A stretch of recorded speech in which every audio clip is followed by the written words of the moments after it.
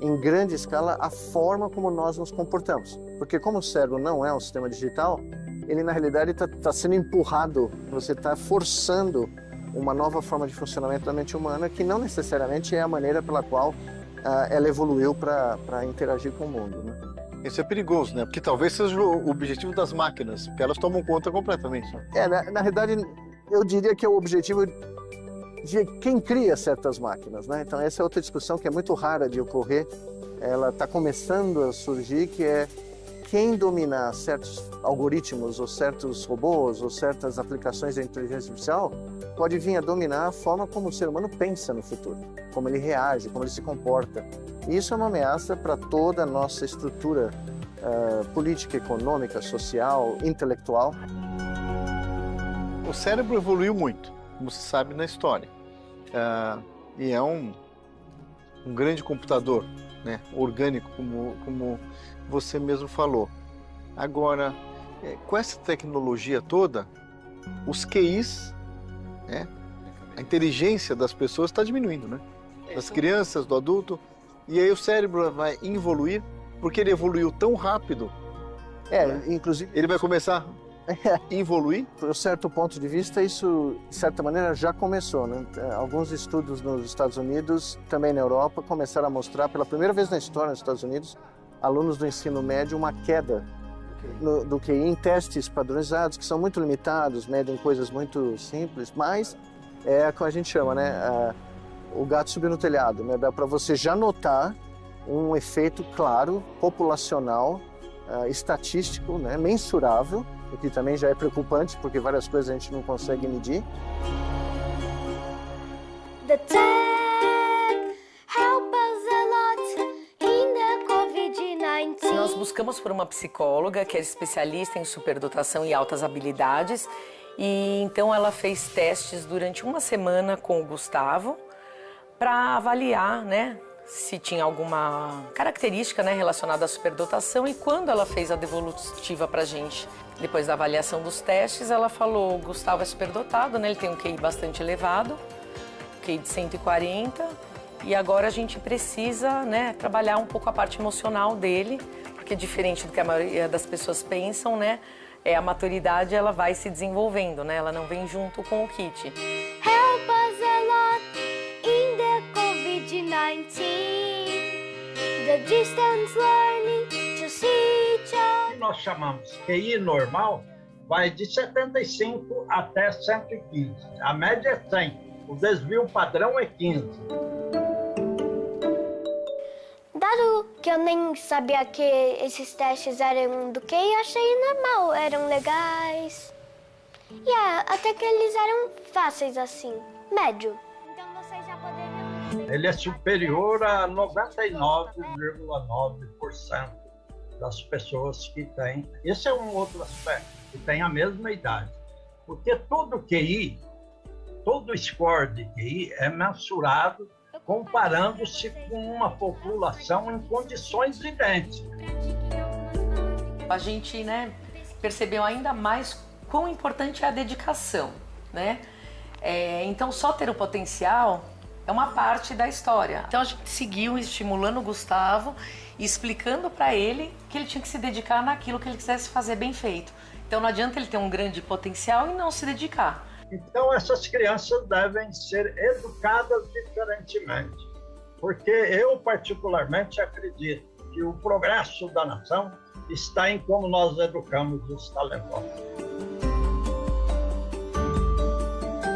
Agora eu consigo criar, sites, para cada coisa que eu faço e que eu quero. Por exemplo, eu vou brincar e vamos supor que eu vou montar um restaurante para brincar, e aí eu já me motivo em montar um site.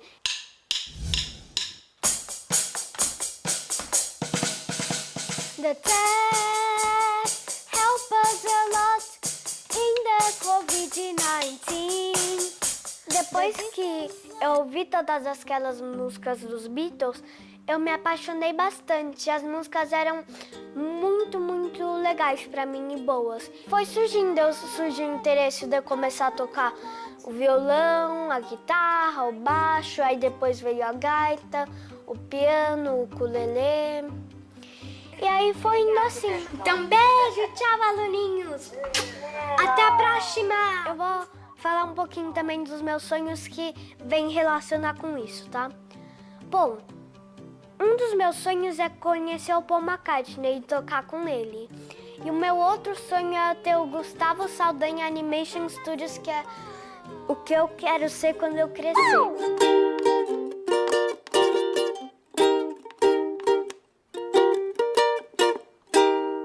O que acontece há mais ou menos 80 anos, desde que as tecnologias digitais começaram a se espalhar pela Terra, né, pela sociedade humana, elas também foram assimiladas, mas mais do que isso, elas começaram a esculpir um novo tipo de lógica, né? É como se a nossa própria criatura, a criatura que foi criada por nós, começasse a influenciar o Criador.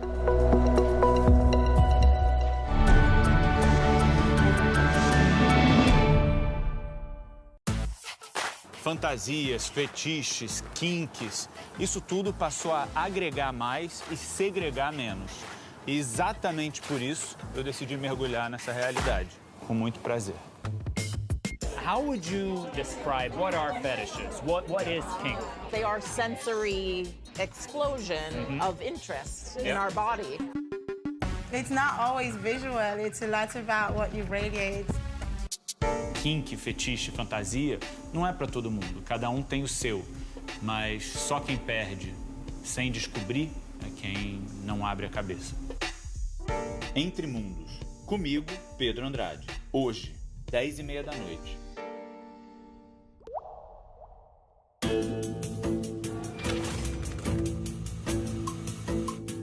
No Brasil, racismo quase não existe. Claro que acontece, uma vez aqui, outra ali, mas não somos racistas. Porque ainda tem diferença social? Tem, mas isso é azar, história, destino. Não tem nada a ver com cor de pele ou discriminação racial.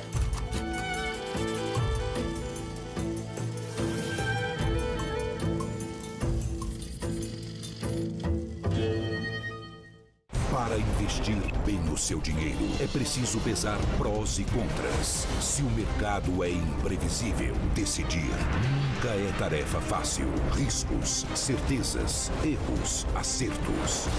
O grande debate. Investimentos. Sempre dois especialistas confrontam opiniões sobre como atingir os melhores resultados. Toda segunda, na CNN Brasil. Os olhares e reflexões sobre o Brasil continuam reverberando. Todas as entrevistas de Olhares Brasileiros com Abílio Diniz. Agora disponíveis na versão podcast, nas principais plataformas. Acesse e reflita. Hoje, no WW Especial, que tal o começo do novo governo Lula? Qual é a nova regra fiscal que vai levar o Brasil a conseguir parar o crescimento da dívida pública em 2, 3, 4, 5 anos? O início não está bom, definitivamente é ruim, mas eu acho que está muito cedo para a gente tirar grandes conclusões. Se ele não consegue equacionar o discurso econômico, o custo de gestão política vai aumentar muito. WW Especial. Hoje, 9 da noite.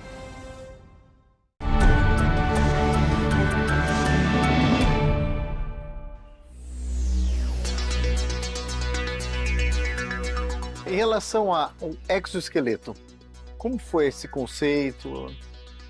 Mais ou menos em 2002, eu e meu grande amigo John Chapin publicamos um artigo na Scientific American sugerindo que a nossa invenção, que tinha ocorrido mais ou menos em 99, de ligar o cérebro a máquinas, poderia ser usada na próxima década para restituir mobilidade em pacientes com lesão da medula espinal que ficaram paralisados em decorrência dessa lesão. E a nossa proposta era que, basicamente, esse interfaceamento de um cérebro com a máquina fosse usada para você ler a intenção motora de pacientes paralisados e remeter esses sinais elétricos para um sistema que seria como se fosse um novo corpo. E aí, ao paciente imaginar o que ele gostaria de fazer, esse pensamento motor, esse comando motor seria traduzido de sinais elétricos do cérebro para comandos digitais que permitissem que o robô carregasse esse paciente. E nós tivemos a felicidade, 10 anos depois, exatamente, em 2013, de começar a construir esse exoesqueleto e demonstrar o seu uso na abertura da Copa do Mundo aqui em 2014. Mas o que foi mais importante, talvez, mais do que o chute da abertura, foi mostrar que o uso dessas interfaces cérebro-máquina conjugados com um exoesqueleto permitiram que esses pacientes paraplégicos tivessem, pela primeira vez na literatura, uma recuperação parcial neurológica de movimentos, sensibilidade, funções viscerais, algo que a gente não esperava, mas que foi decorrência do cérebro ser exercitado de uma maneira única, completamente diferente, em conjunção com essa veste robótica. Bem interessante. E tem alguma novidade em relação a isso? Nós publicamos recentemente o último estudo clínico dos pacientes que nós seguimos por vários anos, desde a Copa do Mundo, mostrando que essa recuperação é reproduzível em diferentes grupos de pacientes e ela ocorre diferentemente de um grupo controle, ou seja, se você não fizer nada e mantiver os pacientes numa terapia comum, não existe uma melhora clínica. E nos pacientes que continuam a fazer o uso do exoesqueleto e outras técnicas de reabilitação baseadas em interface cérebro-máquina, eles começam a melhorar e começam a subir nos graus de classificação de lesão medular, ou seja, eles vão de pacientes completamente paraplégicos para pacientes parcialmente paraplégicos, o que para esse grupo de pacientes é uma coisa muito fantástico, muito importante, né, do ponto de vista de qualidade de vida, né?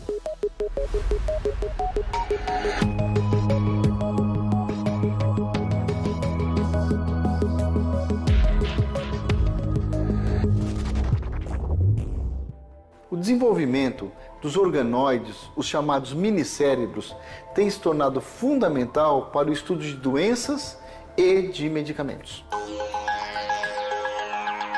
Comecei a trabalhar com células tronco humanas e depois, a partir de 2009, com células tronco reprogramadas. Basicamente, o que a gente faz é, a partir de um pedacinho da pele de voluntários humanos ou mesmo da urina de alguns outros voluntários, a gente consegue criar células que têm a capacidade de dar origem a qualquer tecido do corpo, a qualquer órgão do corpo. A gente pode criar, por exemplo, a partir dessas células reprogramadas que vieram da pele, neurônios, células do coração, do intestino, do pulmão.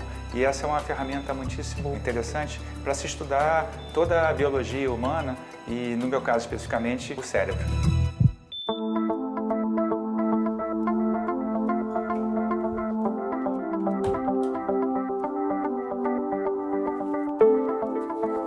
A gente não consegue ver individualmente cada neurônio, mas a gente consegue ver massas grandes de neurônios que poderiam até ser parecidas com essas neurosferas, esses mini-cérebros. A diferença é que elas estão num tapete de neurônios.